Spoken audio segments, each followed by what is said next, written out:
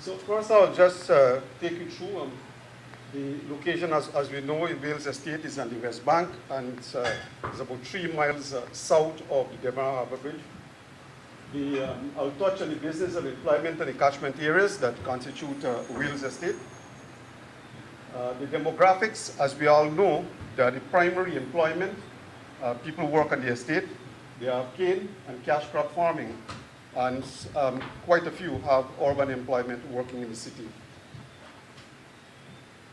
The design of the polders, if one is to look back to canal number 1, canal number 2, they first, when they were empoldered, like we have an empoldered blackbush polder, they were designed first to, there was large-scale citrus farming, then cash crop farming, and as it is now, there's a preponderance of cane farming, but their cane farming is more intensive. Let me just clarify what I mean by intensive cane farming. The farmer may have canes that are 15 and 20 ratoons, but the fact is that majority of the canes that they have are early ratoons. But for book value, it is shown as 15, 18 ratoon, but actually farmers have, through constant supplying of dead stools, they have a more prime canes. The size of the cane farming community of all the areas is about 794. This figure here is from the cane farming register at the end of last year. The largest cane farming unit is the Stanleytown Larry Trade, and they have about 1,339 hectares, which is about 63% of the total cane farming community in West Demerara. The total amount of farmers that they have under cultivation is 2,124 hectares. There's always been, for years, a rotation of workers between the estate and farmers. Very few farmers have their own workers. So workers at Wales would provide the service also to the farmers. So the workers rotate between working on the estate and providing a service to the cane farmers. The employment number at Wales is about 1,800, 150. This is when I worked there last year, March. I knew there were about 150 factory workers, 300 administration that includes security and supervisory, 1,350 agriculture workers. I think they have about 415 or 430 cane harvesters, and quite a few are workers from when they closed the diamond cultivation, quite a few received a severance and they took up employment as cane harvesters at Wales. Incidentally, last year, the 2014 and 2015, Wales expended almost approximately $300 million to till about 830 hectares. The fact is that if the estate is to close, there will be an economic loss in the sense that canes normally a plant, you work with plants on 4 ratoon.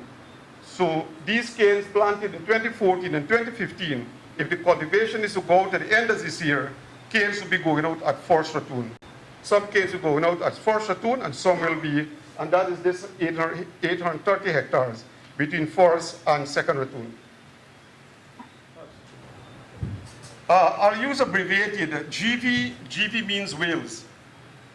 And in 1991 to 2008, the era that Booker Tate managed sugar industry, the production was 24,900 tons, of which farmers' contribution was 31%. The cane yield at that time was 68 tons cane per hectare.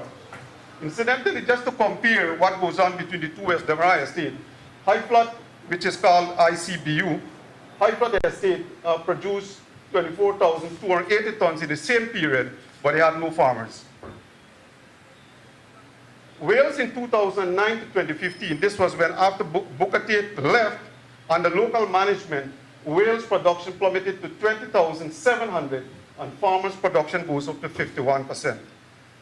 So farmers' production moved from in 1991 to 2008, their contribution was about 30%, and in 2009 to 2015, the contribution increased to 51%.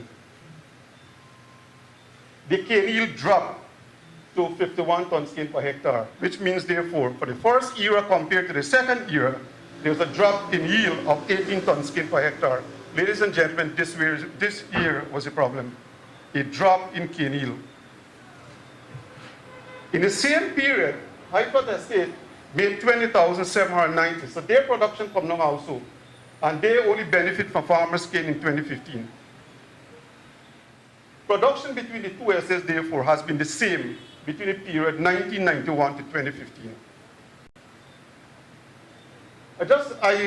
This excerpt I took out from the COI's report, and the COI, they have commended the contribution of the Wales farmers. In a sense, they were recommending that Wales Estate follow the cane farming model that the farmers has for Wales Estate. Now, the drop in production was almost 4,800 tons. And that is for the period, so that's 29,935 minus 20,700 under local management. And an increase of farmers' contribution from 31 to 51. Now, this was as a result of gradual degradation of the estate's performance through the decline in cane yield and corresponding improvement to the farmers. So whilst Wales production and land productivity was going down, and land productivity measured by ton sugar per hectare was going commensurate with what was the tons cane per hectare, the farmers' yields and performance were improving. Now, just to look at the performance between Wales and high flood and determine which is the better. In 2020, the COI they envisaged that production should be in the 300,000 mark. Incidentally, production was 320,000 tons between the period 2002 to 2004. Now, Wales production at that time was 30,800.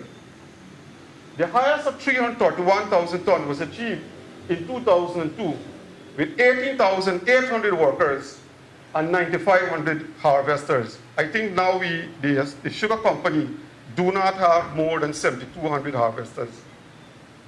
And the operation then was fully manual. There was no bell loaders and there was no mechanical harvesters. If one is to look at cost as an economic indicator and performance, you'll see that Highford Estate, when production would have reached 300,000 tons in 2020, Highford cost production will be $1,000 more than Wales. Now, measuring the US cents per pound, Highford Wales will be, will be 23 and ICB will be 25. The tillage and planting for Wales in 2009 to 2015, Wales did 71% of the budget. Highford, on the other hand, did 59, and the company did 59. So despite whatever hardship the other companies had in terms of labor and land availability after tillage, Wales was able to complete its tillage and replanting program of 71% in those years. On the assumption that, based on the COI's report, on the assumption that all capital input, Wales will receive 3%, which is 838,000 US, and Highford 4% with 1 million US. The industry capital program is budgeted to be 26.11 million, and the production and cost for 2020, as I've outlined there before. The two most low-cost operating estates are Albion and Blaymont, and their cost production will be 72,000 tons, $72,000 per ton. Whereas for Wales, it will be 104,000, and Highford 105,000. Wales they have their own peculiar problems. They have natural endowments, and they have peculiarities of how you manage Wales Estate. Wales Estate is endowed with good water management potential in the sense that you do not use drainage pumps. All drainage is done by gravity, and water is easily available from the Kamuni Creek. And all drainage is done by gravity, as I said. It's endowed with good soils in the frontland and equally good soils in the backlands. However, care must be taken on lands that are tilled and planted in the backlands because they are heavy pagar soils. And deep tillage tend to bring those acidic soils from the bottom to the subsurface. Wales is bordered by savannas and swamps.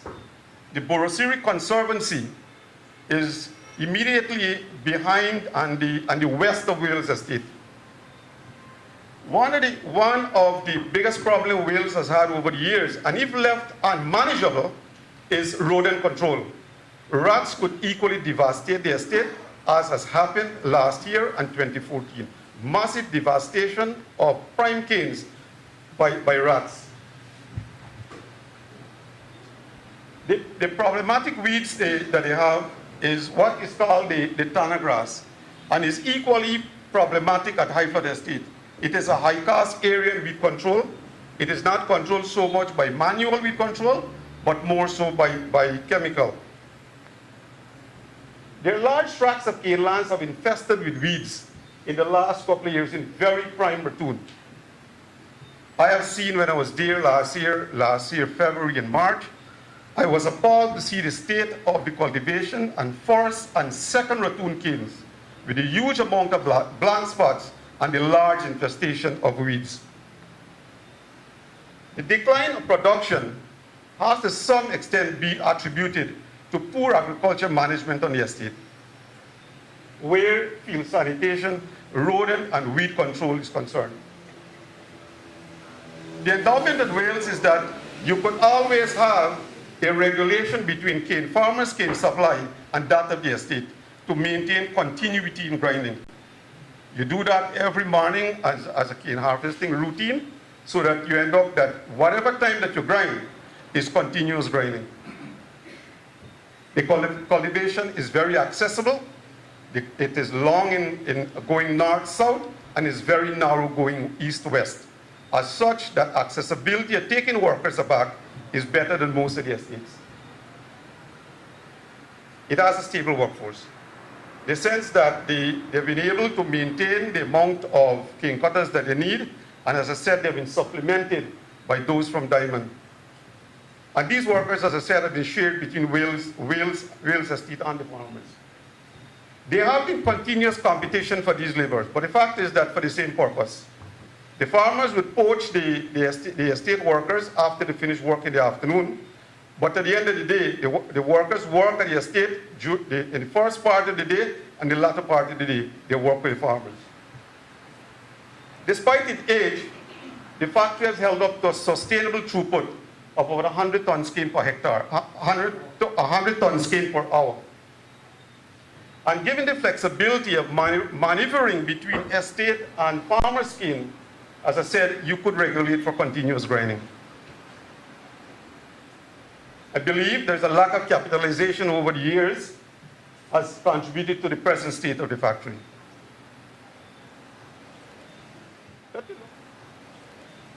Let me look at the social, economic, and security concerns.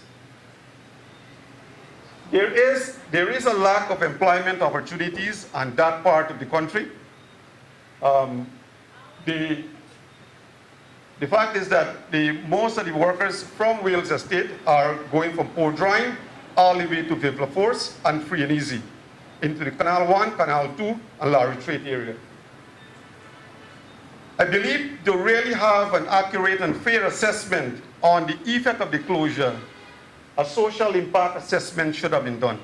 And that would be able to determine what will be the consequences for society and its economic well-being if Wales Estate has to be closed. They are not huge businesses in West Demerara. They are small and medium business. And not to forget that the traditional Friday market vendors, these are vendors that only ply the trade when there is payday and Friday. They will be displaced. I don't know how much of you would have known the areas of Wales Estate, and in particular, Friesland, Villaforce, Sisters, Larry Strait, Free and Easy, Good Intent, Stanleytown. These areas are solely dependent on sugar. And some of these communities, I must tell you, they are really depressed.